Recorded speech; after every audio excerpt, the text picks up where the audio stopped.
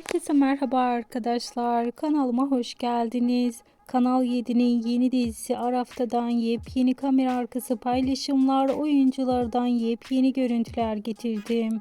Herkes dizini çok beğendi. Artık 8 bölümü yayınlandı ve oldukça güzel reyting alıyor. Başrol oyuncuların uyumu ise herkes tarafından beğenildi. Ateş ve Mercan'ın uyumuna herkes bayıldı.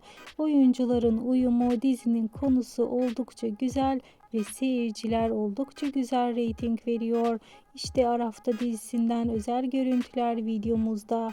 Eğer sizler de bu tarz görüntülerden memnunsanız ve devamlı olarak görmek istiyorsanız kanalımı takipte kalmayı, bildirim zilini açık tutmayı unutmayın. Bir sonraki videolarımızda görüşmek üzere. Hoşça kalın.